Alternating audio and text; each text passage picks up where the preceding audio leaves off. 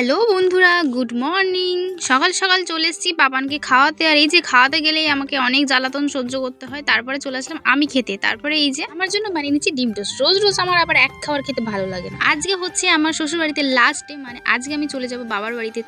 তাই যাওয়ার আগে একটু ফেস প্যাক করে নিচ্ছি যার সাথে। এসে আমরা দুজনকে খুব মিস করবো, তাই জন্য একটু জড়াজড়ি করে নিলাম। তারপর আমার শ্বশুরমশাই বাইকে করে চলে গেলাম স্টেশনে।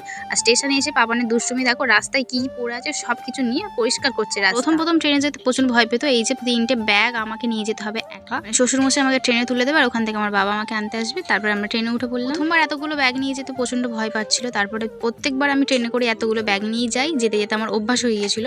তারপর ট্রেন থেকে নেমেই যেমন মা আর বাবা আমাকে আনতে চলে এসেছিল। তারপরে দাঁড়িয়ে বললাম ফুচকা খেতে, কারণ ফুচকা দেখলে জিভে জল চলে আসে। আর সেই জল সামলাতে না পেরেই ফুচকা খেতে শুরু করে দিলাম। আর এদিকে দেখো পাপানো ঝাল ফুচকা খাচ্ছে। তারপরে আর কি রাত্রির বেলা মায়ের হাতে গরম গরম পরোটা আর ঘুগনি খেলাম। তো চলো বন্ধুরা, আমি এখন বাপের বাড়িতে মজা করে কাটাই। তোমরা চাইলে কি সাবস্ক্রাইব করো। টাটা।